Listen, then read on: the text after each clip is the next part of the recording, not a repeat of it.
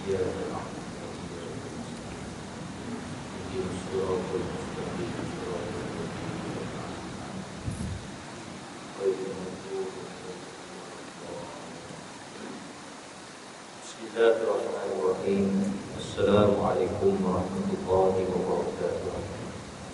إن الحمد لله نحمده ونستعينه ونستهديه ونستغفره ونعوذ بالله من شرور أنفسنا ومن سيئات أعمالنا إنه من يهده الله فلا مضل له ومن يضلل فلن تجد له وليا مرشدا. أشهد أن لا إله إلا الله وأشهد أن سيدنا محمدا عبده ورسوله. قال حبيبنا المصطفى صلى الله عليه وسلم إن سوء الخلق يفسد العمل كما يفسد الخل العسل. رواه الطبراني عن Ibn Umar. Yang bermaksud sesungguhnya keburukan akhlak bisa merusak amalan kebaikan manusia sebagaimana juga merosakkan manusia. Hadis yang sahih riwayat daripada Imam Al-Tabrani daripada Ibnu Umar radhiyallahu anhu. Yang saya hormati seluruh ahli berpuasa dan para petugas Masjid Al-Kautsar yang hadir pada malam ini. Yang saya hormati Al-Fadhil dan Imam dan Bilal, Ashabul Fadilah, Tuan Ustaz, Tuan Haji, Puan Hajar, saudara-saudari sidang hadirin dan para jemaah yang dimuliakan Allah Subhanahu wa taala sekalian. Alhamdulillah kita berkumpul dan bertemu pada malam yang penuh dengan keberkatan ini. Mudah-mudahan pertemuan kita ini terus-terusan mendapat hidayah daripada Allah Subhanahu wa taala insya-Allah. Kita menyambung perbincangan hadis yang ke-11 daripada kitab Refleksi 40 Hadis Muwasafat Tarbiyah. Hadis yang keempat ini berhubung dan berbicara tentang aspek akhlak. Yang Nabi SAW bersabda, Inna su'al khuluqi yufsidul amala kama yufsidul khallu al-asal. Sesungguhnya akhlak yang buruk, akhlak yang jelek mampu untuk merosakkan amalan kebaikan manusia sebagaimana juga akan merosakkan manusia. Hadis ini diriwayatkan oleh Imam Al-Tabrani daripada Ibnu Umar radhiyallahu anhu. Maksud umum di sebalik hadis yang kita bincangkan pada malam ini disebutkan oleh muallif kita untuk keberhasilan seorang Muslim dalam upaya dia membangun akhlak yang mulia dan perilaku yang baik, maka dia harus menjauhkan diri daripada hal-hal yang akan merosakkan kemuliaan akhlak dan kebaikan perilaku yang telah direalisasikan. Akan tetapi apabila keburukan akhlak telah menjangkiti, maka dia harus bertindak dengan segera untuk mengubati akhlak yang rosak tadi. Kerana kalau tidak segera diterapi, maka keburukan akhlak ini akan merosak seluruh amal kebaikan yang telah dilakukannya, seperti cairan cuka yang mampu untuk merosakkan keturunan manusia. Tuan-tuan yang dimuliakan Allah Subhanahu wa taala sekalian, malam ini kita bincang kesan kepada keburukan akhlak dalam hidup manusia. Setelah kita bincang dalam beberapa minggu lepas kesan akhlak yang baik pada hidup manusia yang mendekatkan manusia itu kepada Allah, menyebabkan Nabi makin cinta dan kasih kepada dia, menyebabkan orang suka dan sayang dengan dia, menyebabkan orang ini nanti disuka duduk dekat dengan Nabi. Itu antara kesan-kesan yang baik apabila manusia berakhlak mulia. Kita dah sentuh dalam kesempatan yang lepas. Dan pada malam ini, disambung perbicaraan ini, apa pula kesan pada perangai yang jelek, perangai yang buruk dan keji apabila perangai itu ada dan menjangkiti akhlak manusia. Maka disebutkan di sini kenapa Rasulullah SAW buat suatu kiasan yang cukup menarik dan indah untuk kita fikirkan. Madu yang cukup istimewa itu, yang penuh dengan kesembuhan, yang penuh dengan mukjizat penyembuhan yang cukup istimewa dan asli. Kesan madu yang merupakan penyembuh dan penawar itu akan terus hilang kalau bercampur dengan cuka. Hilang dia punya kebaikan dan juga keampuhan. Seperti mana amalan-amalan kita yang baik seumpama madu ini, Nabi buat bandingan. Amalan-amalan soleh yang kita lakukan macam madu. Semua orang suka kepada madu. Letaklah harga berapa pun orang akan sanggup beli. Tipulah macam mana pun akan ada orang yang terpedaya, sebab semua orang mencari madu. Isteri-isteri dia tak mau madu, lelaki nak. Itu bandingan. Tapi bila sebut madu, semua orang suka dan sanggup berbelanja lebih, berbelanja besar. Tak cukup dengan madu yang ada di Tawau ini, import madu daripada Tarakan, daripada Nunukan, import lagi daripada Syam, daripada Syria. Tak percaya lagi, ada yang pergi ke tamu, tak ada itu, bawa dengan baldi, bawa dengan sarang-sarang dia lagi, nak tunjukkan keaslian. Sebab orang suka kepada madu yang baik.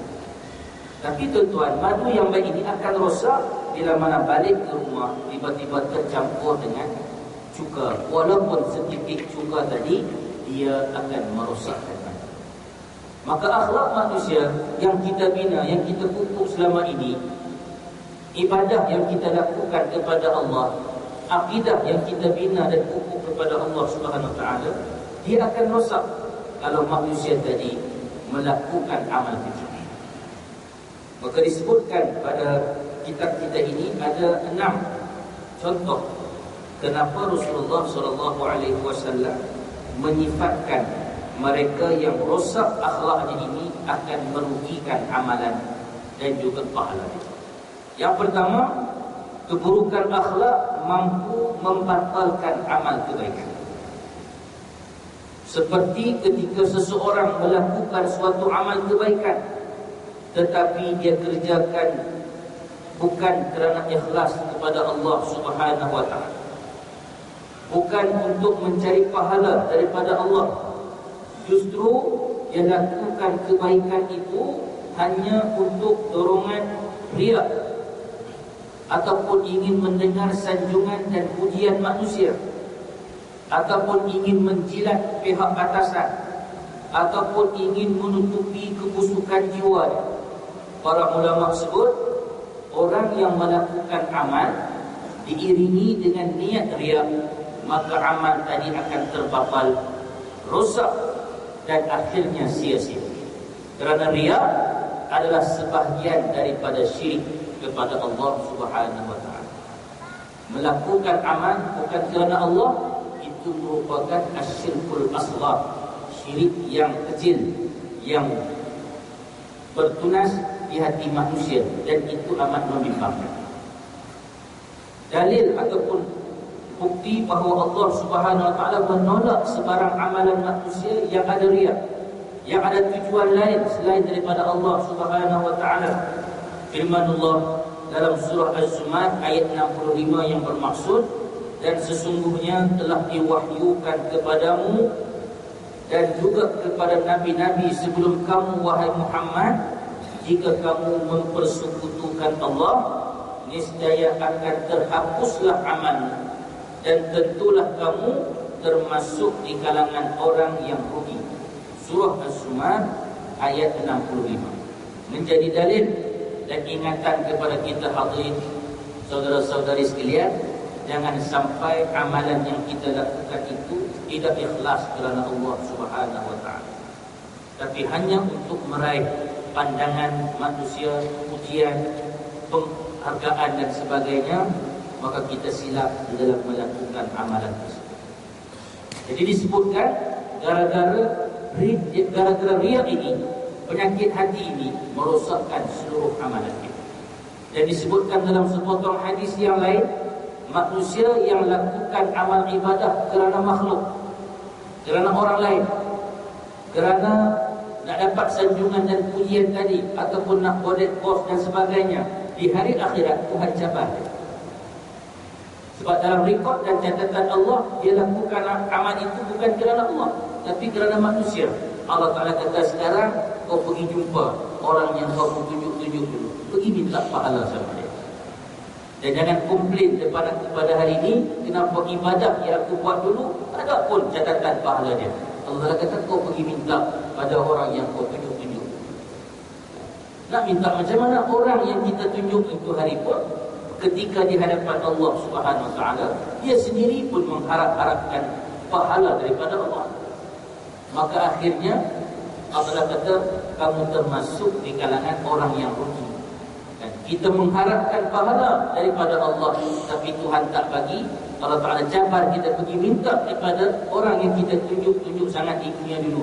Dia sendiri pun mengharapkan pahala daripada Allah, rahmat daripada Allah. Akhirnya rugilah kedua-dua pihak. Ini yang pertama. Yang kedua, tuan-tuan, keburukan akhlak mampu untuk menghilangkan pahala amal kebaikan. Yang tadi membatalkan terus amal kebaikan. Bila syirik, langsung terbatal amal.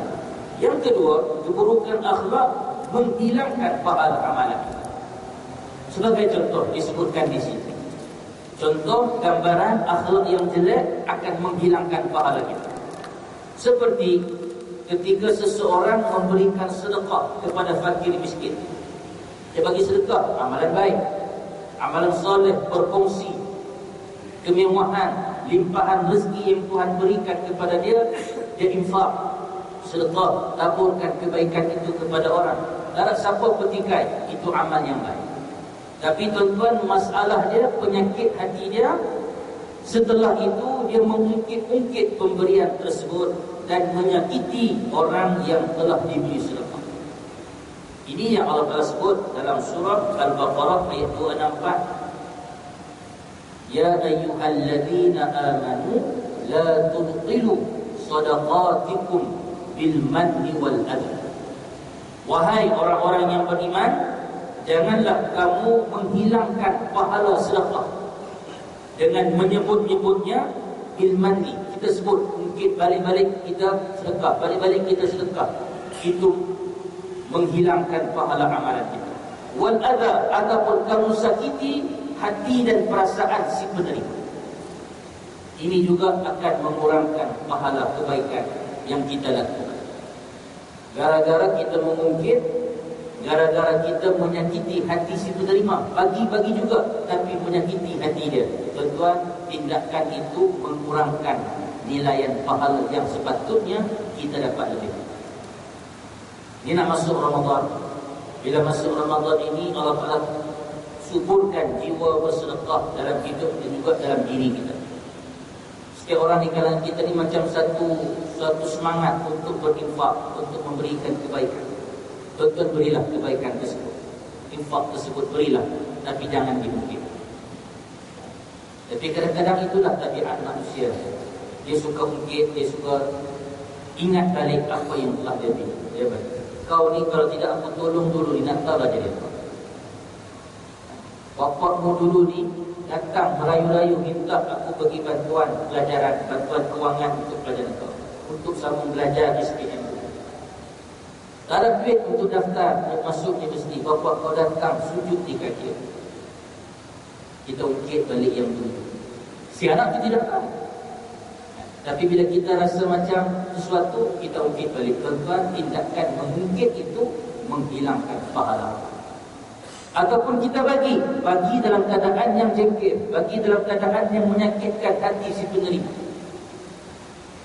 Macam kadang-kadang kita makan di taman tikus, kita makan di warung-warung yang ada di sekitar Tawau ini. Biasalah ketika kita datang meminta sedekah jalanan, kan? Tuan-tuan ada pengalaman dia datang, budak-budak kecil tu datang. Kalau tuan-tuan nak bagi-bagi, tapi jangan permainkan budak itu. Jangan diolok-olok budak itu. Kadang-kadang saya tengok setengah-setengah daripada belia-belia ini, bukan dia tak bagi, dia bagi, tapi dia sempat mainkan budak. Kata dia sini, panggil. Dia suruh budak tu buat macam-macam kelaku, buat macam-macam gaya depan dia. Nah, kira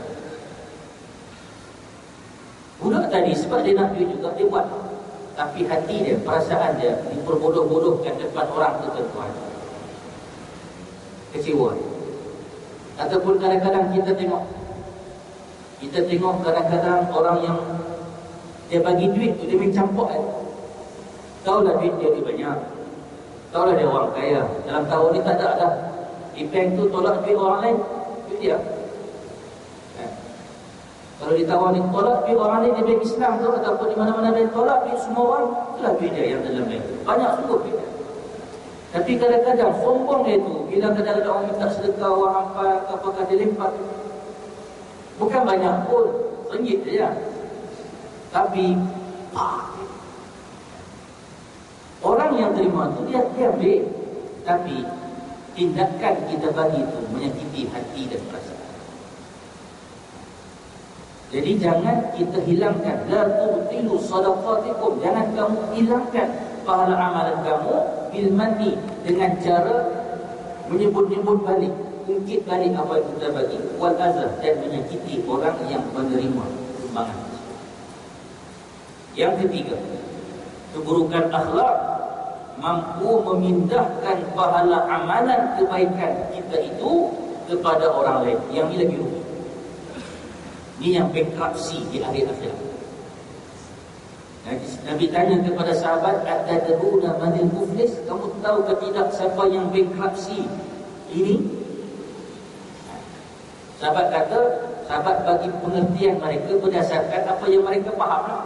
Yang bankrupt di kalangan kami ini ya Rasulullah, man la dirhama wa la dinara, orang yang langsung tak ada duit dinar, langsung tak ada duit dirham. Duit RM1 pun tak ada, duit RM10 pun tak ada, nilai yang paling tinggi pun tak ada, nilai yang paling rendah pun tak ada, habis langsung duit dia. Disita harta dia, dilelong aset yang dia miliki, diisytiharkan muflis oleh mahkamah dan jabatan akreditasi ambil tindakan terhadap dalam dunia sekarang. Zaman dulu tak ada duit, tak ada harta, akhirnya dilelong, dijual sebagai hamba dan sebagainya. Sahabat memberikan pengertian mereka berdasarkan keadaan pada masa itu. Nabi kata, orang yang paling muflis di hari akhirat, Nabi memberikan dimensi perspektif yang lebih luas. Yang itu atas dunia, betul jawapan kamu. Tapi yang orang muflis di hari akhirat, orang ini dia pergi ke padang mahsyar dengan amalan-amalan kebaikan yang dia buat. Sewaktu di padang mahsyar dia dihisab di hadapan Allah, dia pergi dengan pahala sembahyang, dengan pahala puasa, zakat, sedang dia mencela orang itu. Tapi masalah dia, yang banyak pahala sembahyang, zakat, puasa, baca Quran ni, mulut dia celupar juga mencela, memaki hamun, cakap sembarang, kutuk, mengumpat orang lain. Artinya keburukan akhlak yang ada pada diri orang yang banyak pahala. Sebab Allah Ta'ala itu maha adil, Tuhan itu maha pengasih, maha penyayang. Amal kebaikan kau buat dapat pahala, amal jahat dapat dosa. Itu adilnya Allah. Tapi di hari akhirat, keadilan itu benar-benar akan menimbulkan kerugian kepada individu sebegini. Sebab bila dia mencemarkan nama baik orang ini, makan pula harta orang lain, menumpahkan darah orang ini dengan kejahatan tangan dia pula, pukul sana pukul sini, sehingga orang ini akhirnya diberi sebahagian daripada pahala kebaikan. Bila ada orang komplain di padang mahsyar, ya Allah, orang ini dunia dulu dia pernah pukul aku, berapa kali dia pukul, adalah dia hantar aku, dia keroyok, kita report kepada Allah. Allah Ta'ala maha adil, cek balik catatan, ya pernah dibuat. Okey, ambil pahala yang tukang pukul ini, bagi pada yang kena pukul. Reduce sudah sikit amalan. Tu yang dia pernah mengumpat dulu, tarik lagi pahala kebaikannya bagi pada yang kena umpat. Yang dia makan harta anak yatim dulu, ambil pula pahala dia, topat bagi pada anak-anak yatim. Yang dia pernah jentik telinga siapa-siapa, bagi pula pahala tu pada orang yang dia aniaya, yang dia zalim. Yang pernah dia malukan, yang pernah dia lekehkan, kata macam-macam, semua pahala dia bagi. Last kali tuan Nabi kata, sehingga orang ini diberi pahala kebaikan dia sampai habis. Modal pahala dia yang selama ni dia beramal ibadah di dunia ni, habis bagi pada orang. Rupa-rupanya masih belum beres lagi, ada hutang lagi dosa sama orang yang belum puas hati sama kita. Bila orang tadi tak puas hati, Allah Ta'ala ambil kita ni yang dah banyak pahala tadi, bagi sama orang. Pahala kosong dah, dosa masih banyak. Dosa kawan tadi pula tambah kepada akaun amalan. Makin bertambah-tambah banyaklah kejahatan manusia tadi yang malam. Akhirnya Nabi kata, apabila pahala kebaikannya habis, sebelum dibayarkan kepada orang-orang yang mesti dibayar, maka dosa-dosa mereka diambil dan dilemparkan kepadanya. Kemudian akhirnya, last kali dia ni banyak sangat dosa, banyak sangat kejahatan, yang orang pula tumpang tambah atas dia, dilempar pula dia ini ke dalam neraka. Wal'ayazubillah. Kesan tuan-tuan daripada kejelekan akhlak, daripada lidah yang tidak dijaga ini, daripada tangan yang tak pernah dikawal ini, maka dia akan melakukan kejahatan, dan kejahatan itu nanti akan menyebabkan pahala amalan kita dipindahkan kepada orang yang pernah menjadi mangsa manusia itu sewaktu di dunia. Jangan sampai kita lakukan penganiayaan dan juga kezaliman yang demikian. Yang keempat tuan-tuan, keburukan akhlak mampu menghilangkan pengaruh baik daripada kebaikan yang kita lakukan. Akhlak yang jelek ini akan menghilangkan pengaruh baik daripada kebaikan yang kita buat. Selalu pakar motivasi dia buat satu apa? Satu bandingan. Pada satu kertas putih, dia tunjuk pada audien dia. Tuan-tuan nampak apa? Dia tunjuk satu kertas putih, dia tunjuk pada tuan-tuan. Sekarang ni mata tuan-tuan nampak apa? Semua mata akan tuju kepada titik hitam. Tak? Kan?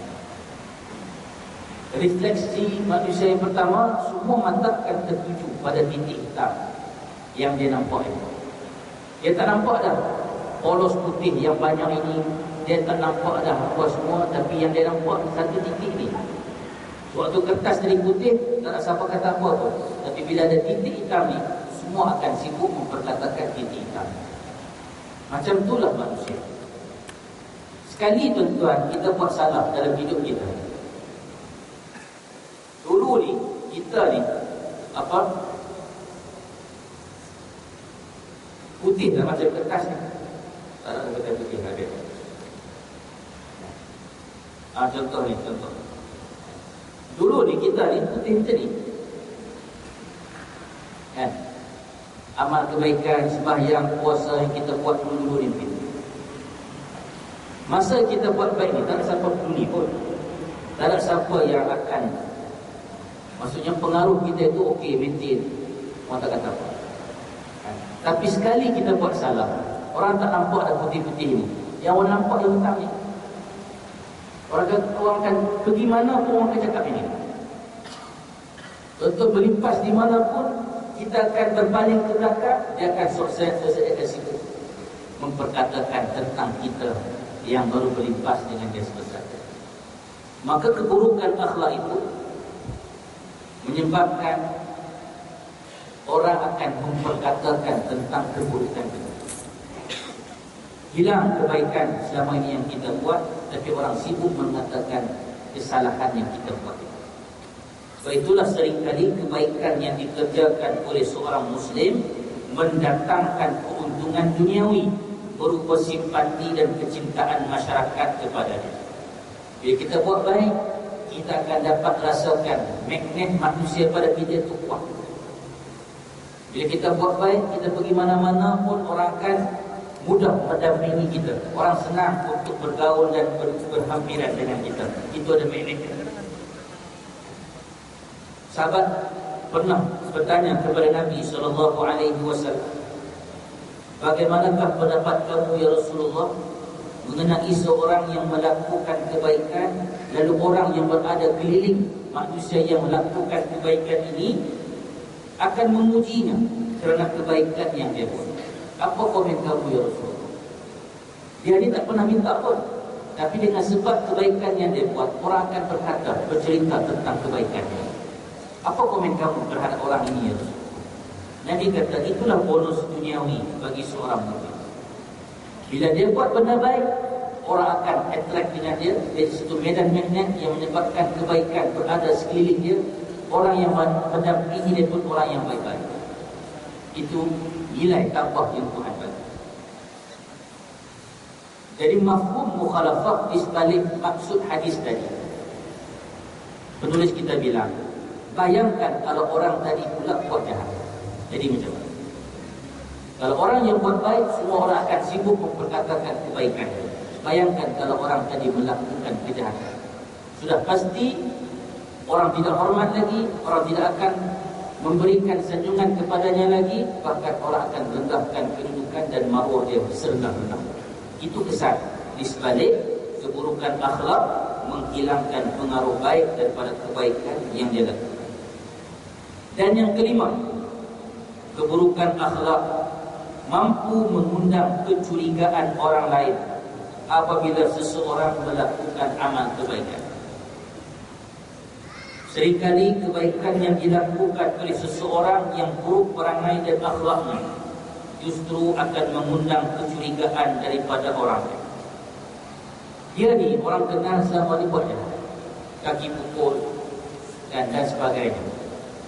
Tiba ada satu kali kita nampak dia buat baik. Waktu dia buat baik itu, apa persepsi orang ramai terhadap dia? Yang selama ni orang kenal dia, tak ada langsung baik dia ni, tiba-tiba hari ni buat baik, orang kata juga, bahkan orang curiga, dia ni mesti ada benda, dia ni mesti ada niat jahat, dia ni mesti kalau tak ada pasal ni, tiba-tiba baik, kalau tak pun dia nak matilah. Kan? Itu mentaliti masyarakat kita.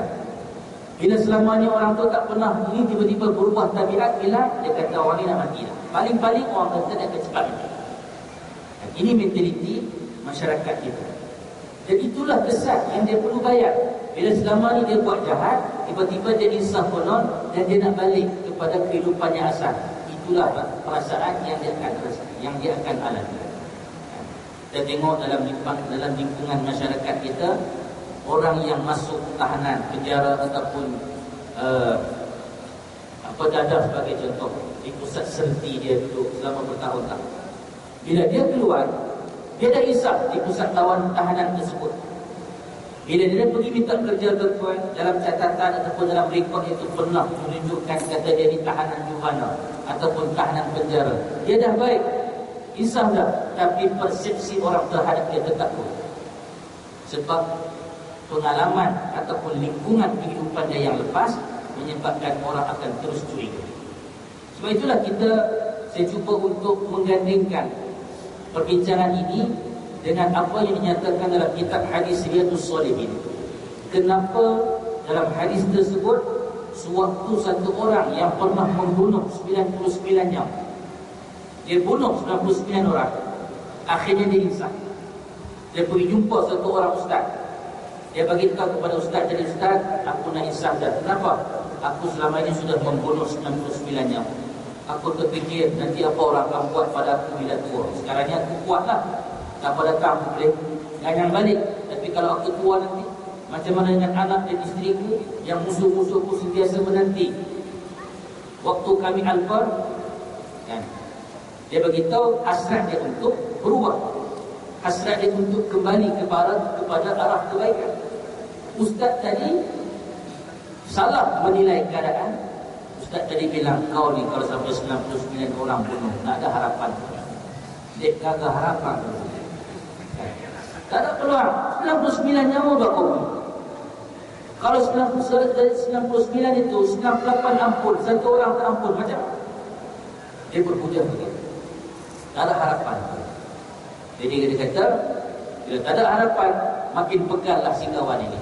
Dia kata, celaka ustaz ni bilang aku datang untuk tujuan baik, dia kasi bodoh-bodoh aku, dia bunuh pula palu ini, tinggal jadi 100. Wadah. Dia datang dengan hasrat untuk endingkan sudah kejahatan dia, tapi gara-gara menerima fatwa yang jelek, yang salah, dia kasi cukup 100.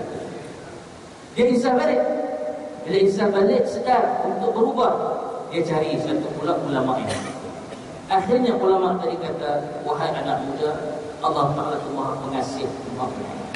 Dia dosa kau macam mana pun, Allah Ta'ala maha pengasih dan maha penyayang. Tapi dengan syarat, kau mesti keluar daripada daerah. Kau mesti keluar, berhijrah daripada tempat itu. Sebab apa tuan-tuan? Saya mengandaikan ada kaitan dengan puan yang kita bicara. Kalau dia buat baik, tampil dengan imej yang baik pun tuan-tuan, sewaktu dia di kampung, orang tahu bahawa dia di kaki pukul, orang tahu bahawa dia di kaki bunuh, tiba-tiba buat baik, pasti akan menerima curiga yang berterusan, yang menyebabkan akhirnya dia pun jadi lemah semangat untuk melakukan perubahan dalam diri.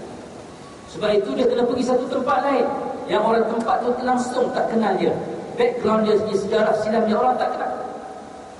Bila dia pergi satu tempat yang macam tu, yang pasti masyarakat sekeliling tidak akan mencemuk dan mencurigai dia, bahkan memberi sokongan, memberi dorongan ke arah kebaikan untuk dia berubah sikap dan penampilan terbaik. Maka akhirnya persekitaran itu membantu dia untuk menjadi manusia yang baik. Dipelajari daripada apa yang dimuatkan dalam kisah hadis Riyadhus Shalihin tersebut.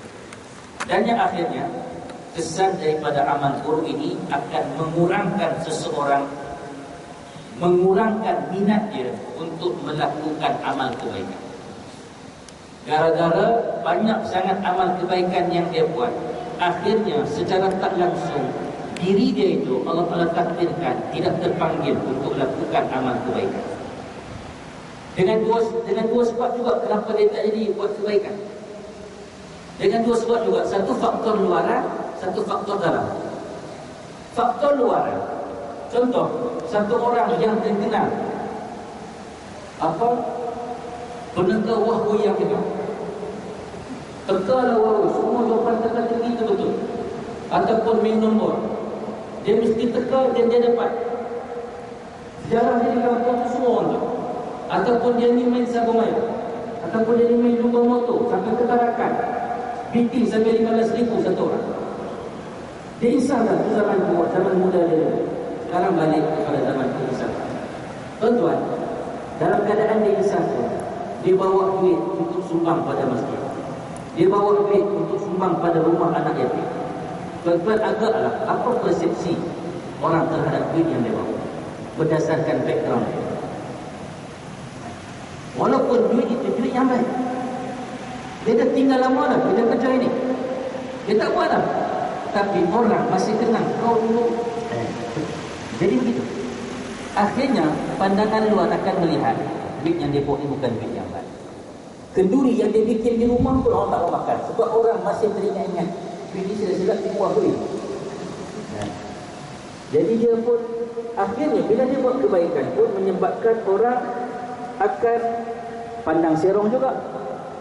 Bila dia bermain dengan dilema dan perasaan itu, konflik itu menyebabkan akhir sekali dia kata, bagus aku pun tak payahlah, aku buat baik pun orang pandang jelek juga. Menyebabkan dia mengurungkan niat kebaikan dia untuk buat amal soleh, sebab dia berfikir panjang macam tu. Itu kesan daripada amal jahat yang dia buat. Ataupun sebab dalaman dia, bila dah banyak jahat yang dia buat tuan-tuan, maka dia enggan melakukan kebaikan walaupun peluang sudah terbuka di depan mata. Ya, mungkin kerana dia merasa aneh, kalau dia sendiri pun buat baik, dia sendiri pun rasa pelik. atau dia menganggap percuma saja dia lakukan kebaikan itu kerana dia rasa tidak menguntungkan dia pun. Dia sendiri melihat keadaan diri dia pun bila dia buat baik tidak menguntungkan apa-apa. Akhirnya walaupun depan dia ada peluang untuk bagi sumbangan, untuk bagi sedekah, contoh di jalanan, dia pun ada duit dalam poket dia, tapi dia tengok meminta sedekah tu duit lagi banyak dalam tabung dia. Yang sepatutnya dia boleh bagi duit pada beliau tadi, dia ambil pula duit dalam tabung tu, larikan. Walaupun asalnya peluang kebaikan untuk dia berimbang tadi ada, tapi disebabkan dia kata kalau aku sumbang pun orang bukan pandang. Bagus aku ambil lagi banyak. Akhirnya menyebabkan dia terus-terusan melakukan amal kebaikan yang maka benarlah sabda Nabi sallallahu alaihi wasallam yang menyifatkan akhlak yang buruk, akhlak yang jelek ini akan merosakkan seluruh amal kita. Seperti mana madu yang baik dirosakkan oleh sedikit cuka kita. Pepatah Melayu bilang susu sebelah mana, kerana bila sedikit rosak susu sebelah. Susu satu periuk tertitik nila hujan kalau biru. Saya tak pastilah susu tadi dia berubah jadi biru ke apa kan, tapi orang tak makan dah nila, orang tak makan susu sebab berubah sudah berisam. Itu keadaan yang ada. Baik muslimin dan hadirin dimuliakan, saya nak jawab beberapa persoalan yang masuk dalam inbox headset saya. Saya harap tuan punya soalan ada bersama-sama kita pada malam ini. Sebab saya pesan yang mana tanya soalan tadi datang masjid, saya jawab di masjid. Saya tak jawab di mesej, kadang-kadang di mesej tu agak panjang untuk jawab. Pertama soalan daripada saudara kita,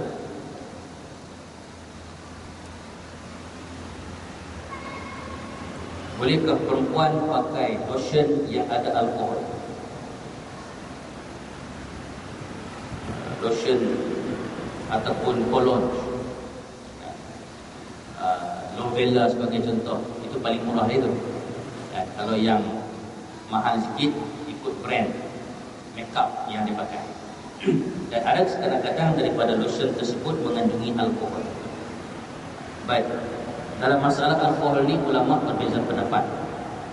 Cuma saya mengambil pandangan yang dikemukakan dalam kitab Fatawa Mu'asirah ataupun Fiqhul Mu'asir, fiqh kontemporari, yang salah sebuah tajuk itu dibahaskan di Al-Azhar Musid kita terdahulu, menyifatkan alkohol yang ada pada perfume, alkohol yang ada pada wangian, yang ada pada lotion.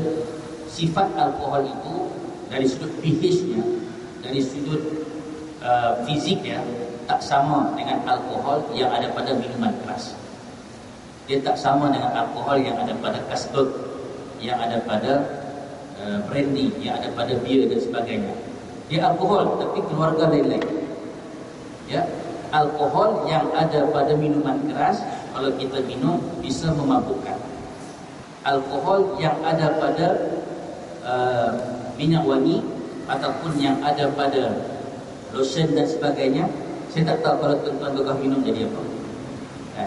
Saya silap keracunan, saya silap mati terus. Yang ni mabuk, okey lagi, yang ni mati terus badan tu. Dan dari sudut nama pun berbeza. Alkohol yang ada pada minuman keras memang nama dia alkohol, tapi yang ada pada perfume dan sebagainya etanol, kan, propanol dan sebagainya. So dari sudut saintifiknya dia berada pada kelas yang berbeza. Maka pada pandangan ulama semasa ini, mereka mengatakan harus untuk si pengguna memakai produk tersebut. Boleh pakai kalau nak pakai. Tapi kalau nak compare, masih lagi ada wangian lain, masih lagi ada perfume, masih lagi ada kasturi putih, siap ruqyah lagi, kan, masih lagi ada Jannatul Firdaus, 1000 bunga, 2000 bunga, kan. Ada juga Dahil Desire, tapi yang jenis roll-on, tuan-tuan pilihlah yang ini, kan. Daripada kita pilih yang itu mungkin menyebabkan keraguan dan sebagainya, keluar daripada permasalahan khilaf tersebut. Sebab yang sekarang ni pun masih lagi ada perfume yang dia inspire, kan, istilahnya inspire. Dia ambil bau yang hampir sama, tapi tidak dimasukkan unsur alkohol tersebut. So minyak wangi, lotion dan sebagainya harus untuk dipakai, tapi untuk jalan yang lebih selamat, elakkanlah daripada kita pakai ketika kita ingin melakukan sembahyang. Bolehkah solat isyraq? Isyraq bukan solat isyraq. Isyraq Mi'raj. Ini isyraq. Isyraq sembahyang yang kita lakukan pada waktu syuruk. Dan kita tengok takvim solat, habis waktu solat, habis waktu subuh, kita tengok situ waktu syuruk. Waktu syuruk adalah waktu matahari naik. Ya, dan juga waktu duha. So dua sembahyang ini dua sembahyang yang berbeza. Penyoal kita tanya, bolehkah digabungkan sekali sembahyang waktu isyraq gabung dengan sembahyang duha? Tak boleh lah, sebab dia dua sembahyang yang berbeza. Sembahyang sunat isyraq ketika matahari syuruk, matahari terbit. Sembahyang sunat duha 28 minit setelah matahari terbit, ataupun 30 minit setelah matahari terbit, sekadar matahari berada pada kedudukan segala, itu waktu duha. Berlanjutan sampailah menjelang tengah hari, itu maghrib. Jadi kalau nak sembahyang satu-satu, tak boleh digabungkan sebab dia masa yang berbeza. Okey. Macam mana cara kita ingat Allah dalam sembahyang? Ada orang kata mengertikan bacaan dalam hati ketika sembahyang itu bukanlah caranya. Habis itu macam mana? Tuan-tuan, salah satu cara untuk menimbulkan khusyuk adalah kita berusaha untuk memahami apa yang kita baca. Zikir yang kita baca, doa iftitah yang kita lantunkan, bacaan Fatihah yang kita alunkan, bacaan surah-surah yang kita baca, kita cuba untuk memahami. Itu salah satu cara untuk menyibukkan hati kita dengan sembahyang kita. So, bila kita sibukkan hati kita dengan sembahyang, automatik akan mewujudkan rasa khusyuk, ingat kepada Allah Subhanahu wa taala. Itu antara kaedah yang dicadangkan oleh para ulama. Ya. Kemudian seterusnya,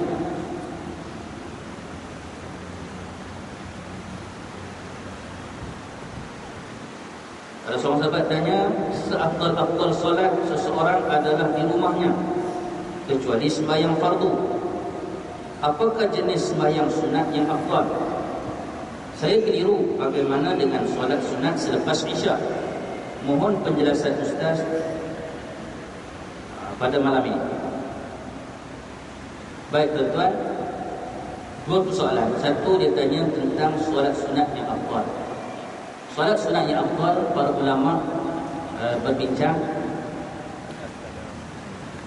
dan mereka menetapkan ranking yang tersendiri. Dan sepakat mereka menyatakan sembahyang sunat yang afdal adalah sembahyang sunat witir yang Nabi lakukan di penghujung malam ataupun yang menutup solat malam baginda. Itu nombor satu, witir. Sama ada tuan-tuan buat 3 rakaat ataupun buat 1 rakaat. Sembahyang witir yang biasa kita endingkan waktu kita tarawih. Ini ulama kata sembahyang sunat yang afdal. Sebab apa? Dia merupakan solat yang wazaba alaih, yang sentiasa dilazimi oleh Nabi SAW. Nombor 2 adalah sembahyang sunat rawatib. Sembahyang sunat rawatib. Sembahyang sunat rawatib pula ada 2, yang muakkad dengan ghairu muakkad. Muakkad yang senantiasa dan sering dilakukan oleh Nabi SAW. Yang ghairu muakkad ada ketika Nabi buat, ada ketika Nabi tinggalkan. Itu. Dan semua itu tuan-tuan dibahaskan dalam buku ini lah, eksklusif solat-solat sunat. Tuan-tuan boleh cari dan dapatkan di Falika. Saya tolong promote. Ya, tak dapat share pun, kan, cuma untuk menyuburkan budaya ini.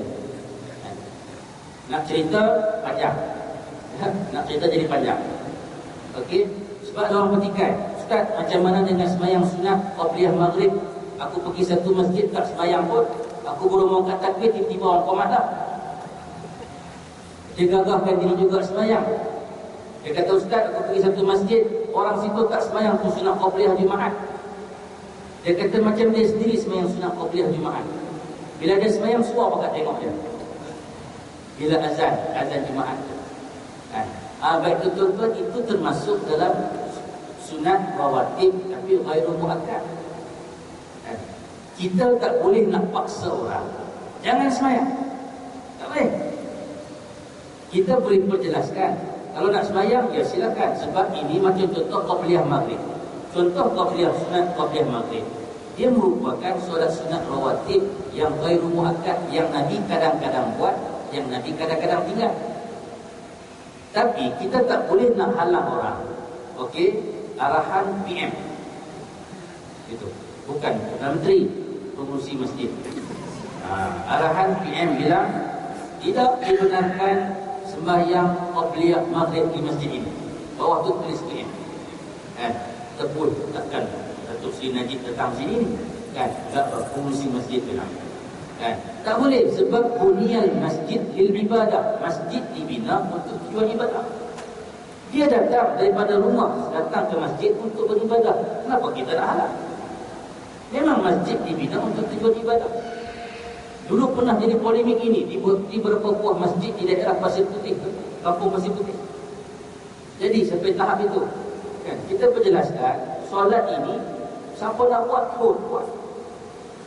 Kan? Yang kita patut marah yang tak sembahyang maghrib tu, yang masih di padang pusat, yang masih di gelanggang takraw, yang tu patut kita jentik telinga. Yang orang nak sembahyang sunat qabliyah maghrib buat kan?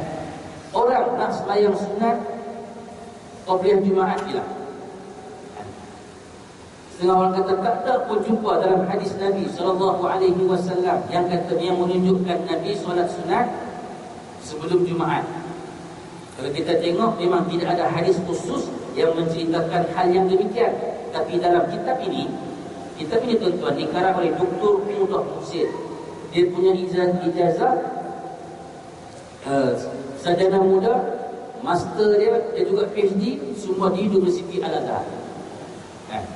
Saya salute dengan dia. Pengarang yang bertugas di UKM.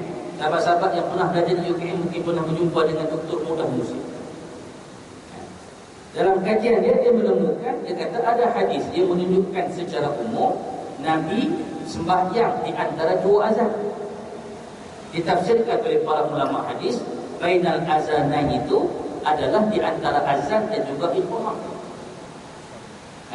Jadi tak salah kalau ada individu di kalangan kita yang bangun untuk sembahyang sunat qabliyah Jumaat.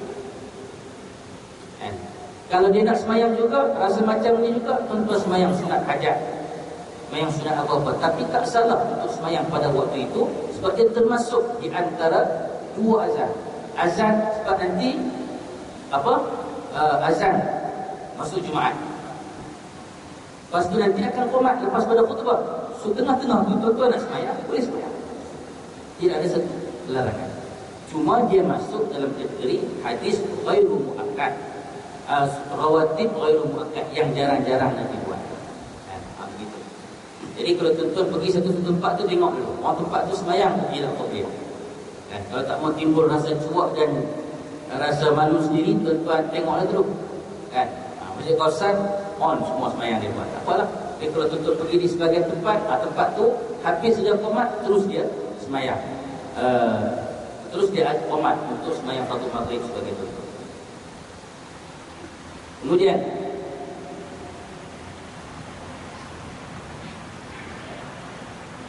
berhubung dengan sambutan Isra wal Mi'raj baru-baru ni, timbul suatu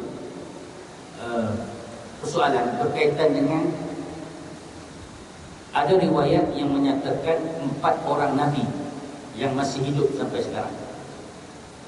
Okay? 4 orang Nabi yang masih hidup sampai sekarang, 2 orang di syurga dan 2 orang di dunia. Saya rujuk dalam kitab Al-Hawi lil Fatawa lil Imam As-Suyuti. Dalam kitab tersebut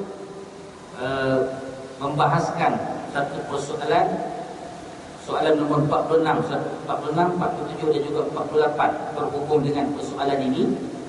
Akhirnya dijawab oleh Imam As-Suyuti berdasarkan beberapa buah hadis dalam kitab tersebut, menyatakan memang ada riwayat 4 orang Nabi yang masih dihidupkan oleh Allah Subhanahu Wa Taala sampai sekarang dengan izin Allah. 2 di syurga. Siapakah yang di syurga? Yang pertama Nabi Allah Isa alaihissalam yang diangkat. Orang Kristian bilang suliba, baginda disalib, tapi baginda tidak disalib, dia diangkat oleh Allah. Itu Nabi Allah Isa alaihissalam. Yang kedua berada di syurga Allah Nabi Allah Idris alaihissalam. Nabi Allah Idris ni best friend dengan malakul maut. Kamcing betul dengan malaikat maut. Sampai Nabi Idris bercerita dengan malaikat maut ni, kau cabut nyawa macam mana? Malaikat maut pun ceritalah, aku kalau yang jahat aku cabut memang ada ampun. Tapi kalau macam Nabi-Nabi ni macam mana? Aku akan cabut dengan selembut-lembut. Tapi lembut pun dia kata Idris sakit juga. Dia pulang lah. Jadi Nabi Idris ni sampai satu tahap, Nabi Idris ni nama dia bukan Idris. Idris tu gelaran penduduk kampung dia, sebab dia ni suka study, darosa. Akhirnya dia ni kaki study, ulat study, orang kampung dia kata dia ni Idris, peminat study. Nama dia lain dalam sejarah, nama dia saya tak ingat untuk disebutkan pada mana. Akhirnya bila dia banyak study ni, banyak betul lah dia bercerita dengan malaikat maut. Dan akhirnya satu request dia pada malaikat maut, dia kata boleh ke tidak aku nak rasa mati yang kau kata ringan sangat macam mana? Malaikat maut kata tak boleh lah, kalau kau mau rasa-rasa mati ni hanya sekali saja. Mati sekali je bro, bukan 2-3 kali kan. Bila begitu, taklah aku nak rasa lah kepedihan mati itu macam mana. Dia kata Idris, aku tak boleh buat benda ini. Kau minta lah pada Allah, kau pergi naik beritahu, kata aku minta, aku mohon permohonan ini untuk rasa mati itu macam mana. Jadi malaikat maut berjumpa Allah Ta'ala, beritahu permintaan Nabi Allah Idris, kata nak jumpa. Allah Ta'ala perkenankan kan. Maka disebutkan dalam hadis itu, Nabi Idris pun ditarik nyawa dia, dimatikan oleh Allah Subhanahu Wa Ta'ala, dipisahkan nyawa. Sebelum tu dia bagi tahu kepada malaikat, dia kata aku ni nak rasa mati saja, nanti masukkan balik nyawa aku. Aku nak rasa mati itu macam mana, dan aku minta dihidupkan semula aku untuk kali yang kedua. Itu yang malaikat maut kata tak boleh. Kau kena soal hidup mati ni minta dengan bos lah, minta dengan Allah. So minta pada Allah, okey, on. So bila dicabut nyawa, dimasukkan balik nyawa dia dalam syurga. Hiduplah baginda di syurga. Itu satu riwayat. Ada satu riwayat lagi, saya tak pasti adakah itu Israiliyat ke apakah. Malaikat mau bawa dia berjalan tengok syurga. Dah tengok syurga tuan-tuan, dia best lah, memang best lah kalau syurga kan. Tuan-tuan tengok Legoland, tahu balik kan, RM140 bayar, tahu balik. Seronok main tu, main putar-putar tu. Kata Encik, minta maaf, ni bukan permainan Encik, lebih umur sudah Encik ni untuk anak saya. Jadi permainan saya mana? Permainan Encik ni di luar tu kan, RM140 tuan bayar untuk tiket Legoland di Nusa Jaya kan. Tu pun best dah. Gila dah tengok. Apatah lagi kalau di Disneyland di Singapura kan, ni masuk syurga tuan-tuan. Siapa nak keluar? Nabi Idris mau keluar. Mereka kata Idris, sini bukan tempat kamu, sebab kau belum lagi diizinkan untuk di sini. Kita keluar. Nabi Idris tu buat trik dalam riwayat tu. Saya tak pasti riwayat itu sahih atau tidak. Dia sengaja simpan kasut dia sebelah di satu pokok, dia keluar.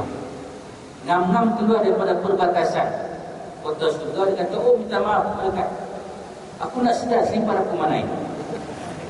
Mana pergi selipar dia kan? Di mana seliparmu? Macam tertinggal di dalam tanah. Dia pun lari masuk kolam mencari kasut dia. So dia berada di syurga sampai sekarang. Yang tu tak tahu riwayat itu sahih atau tidak. Tapi yang tadi dia minta cabut nyawa, malaikat maut begini sampai atas, kemudian sambung dihidupkan semula untuk kali yang kedua, dan hidup di syurga. Yes, dia bersama-sama dengan Nabi Allah Isa sekarang. Yang dua masih hidup di dunia siapa? Yang pertama Nabi Allah Ilyas alaihissalam. Saya sebelum ini ingat, yang maklumat ingatan saya Nabi Allah Khidir. Nabi Allah Khidir juga. Yang kedua Nabi yang kedua yang Allah masih panjangkan umur sampai sekarang.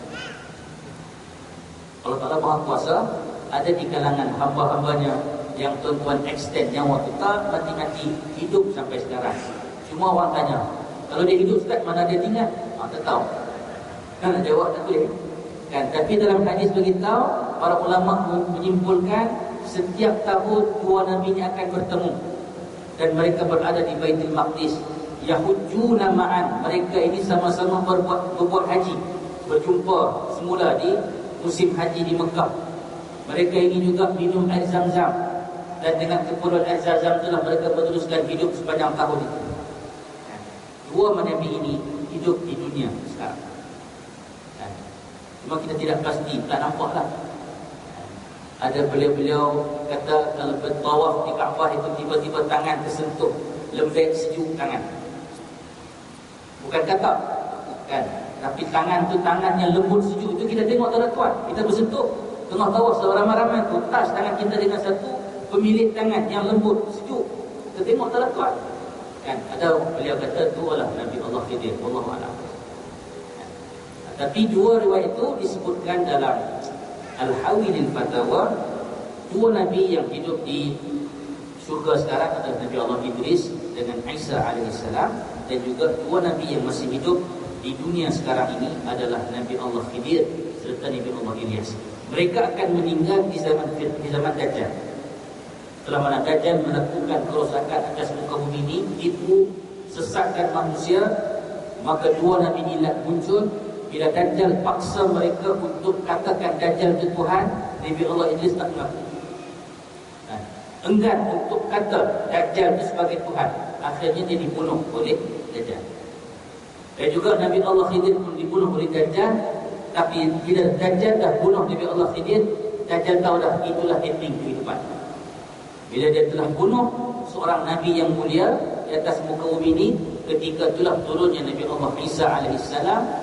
Dajjal tengok Nabi Isa tu seperti mana takut dia, duruk jiwa dia tuan-tuan, seperti mana ais yang duduk tengah panas, dia cair. Setelah dia bunuh Nabi Allah Khidir, turun Nabi Allah Isa untuk membunuh Dajjal. Dajjal tengok Nabi Isa turun di Damsyik tu, dia dah bimbang. Dan itu disebutkan dalam riwayat hadis, khasnya berkaitan dengan babul kitab. Kemudian ada juga soalan yang terakhir. Ustaz nak tanya, dalam satu budaya suku di Tawau ini, suku A ini, jika anak-anak sudah khatam Quran, anak-anak tersebut akan dicerak baca dengan gurunya, dengan membawa 7 ekor ayam kampung yang telah dimasak di rumah gurunya untuk dibaca-baca. Apakah hukumnya? Adakah wajib dilakukan atau macam mana Ustaz? Siapa boleh menjelaskan siapa yang bisa dicerak baca saja? Jadi lauk tu siapa makan? Guru Quran tu dah makan? 7 ekor je tu. Atau bak kenduri? Kalau persoalan dia tanya adakah wajib buat demikian, tak wajib. Kenduri khatam Quran ni kenduri yang sangat-sangat dianjurkan, bukan wajib. Tak ada modal, tak ada duit, nak buat, diamlah. Dan apa yang kita sibuk-sibuk nak buat kenduri khatam. Tapi kalau nak buat kenduri sepenuh khatam Quran, tak ada masalah.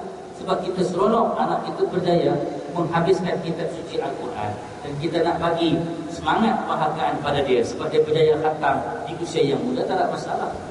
Kan? Dan tak semestinya ayam kampung baru mau 7 ekor lagi, kan, berwarna hitam lagi bilang, lagi susah lah. Buat kenduri ini tak kisah. Capati pun tak apa, kan? Capati lagi banyak orang suka makan, kurang kolesterol, kan?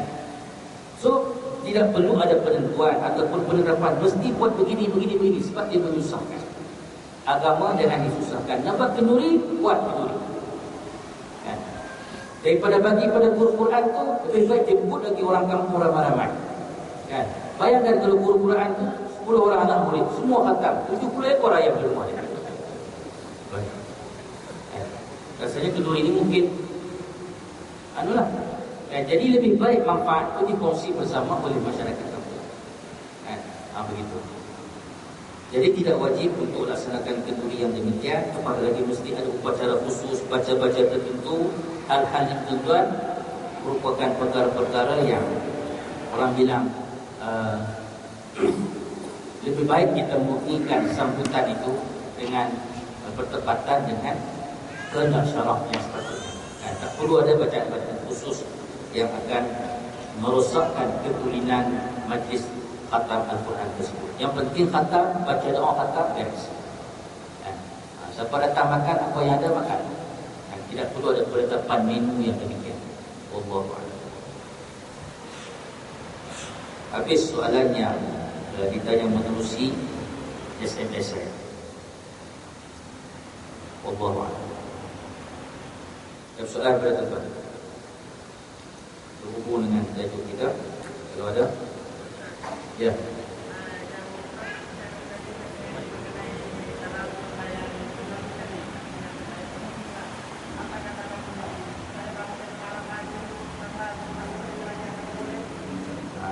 Witir. Baik. Oh, tadi berkaitan dengan solat lepas Isya tadi saya lupa untuk jawab. Baik, Nabi sebut semayang sunat ni afdal di rumah. Semayang sunat ni afdal di rumah. Kan? Bagaimana pula dengan semayang sunat ba'diyah Isya? Kan? Semayang sunat ba'diyah Isya tuan-tuan diberi option untuk buat di rumah ataupun nak buat di masjid. Kan? Kalau tuan-tuan boleh menyatakan konsistennya tuan-tuan, tak apa Ustaz, aku tak semayang di masjid ni pun, biar aku pergi Giant nanti, biar pergi makan di McDonald nanti, balik aku semayang juga ba'diyah Isya di rumah. Kalau tuan-tuan jenis konsisten begitu, tak apa buat. Kan? Tapi kalau kita rasa, kalau kita ni jenis balik ke rumah, tengok TV, tengok siaran lagi malam ini, Astro lagi, lupa sudah, tidur terus, bagus tuan-tuan, ambil kelebihan sunat itu, selesai daripada Isya nanti, terus buat ba'diyah. Kan? Itu bergantung kepada diri dan juga keimanan kita masing-masing. Lagi cantik, ya silakan buat di rumah. Kan? Sebab Nabi menganjurkan demikian. Dan tidak juga Nabi tidak juga salah kalau tuan-tuan lakukan amalan tersebut di masjid. Sebab yang boleh timbul cerita Nabi semayang ba'diyah Isya ni, sebab ada ketika Nabi semayang di masjid dan sahabat nampak, sahabat tengok. Kan? Maka itu menjadi dalil kata boleh buat di masjid. Kemudian kalau tuan-tuan sudah buat solat witir di masjid, contoh tarawih nanti buat witir sekali, dan tuan-tuan balik rumah sebelum sahur tuan-tuan buat pula solat malam, adakah perlu witir balik? Dan sebagai daripada pandangan ulama bilang tak perlu lagi witir. Sebab sudah kita buat, ya, sudah kita buat.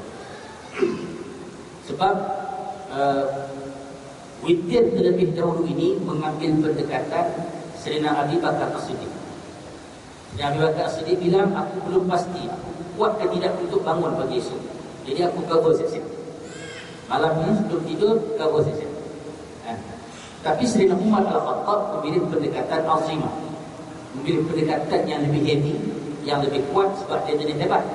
Maka dia kata, aku tangguhkan witir, tidur dulu, buat solat malam dan ending dia dengan witir. Itu sifat Sayyidina Umar Al-Khattab. So tuan-tuan boleh memilih option, nak memilih karakter Sayyidina Umar Al-Khattab ke nak memilih karakter Sayyidina Abi Bakar As-Siddiq. Kan? Tapi kedua-dua mereka tidak mengabaikan sembahyang ataupun penutup sembahyang malam tersebut. Allahu-Akbar. Saya kira sekali itulah tuan-tuan, yang baik itu datang daripada Allah Subhanahu Wa Taala, yang buruk itu pada kelemahan dan keburukan diri saya sendiri. A'udzubillahi minasyaitonir rajim. Bismillahirrahmanirrahim. Allahumma faqihna fid-din wa 'allimna at-ta'wil wa ihdinas siratal mustaqim. Siratal ladzina an'amta 'alaihim minal nabiyyin was-siddiqin wasyuhada'i was-shalihin wa hasuna ulaika rafiqa ya arhamar rahimin. Sallallahu 'ala sayyidina Muhammad wa 'ala alihi wa sahbihi wa baraka wa sallam. Alhamdulillahirabbil alamin. Assalamualaikum.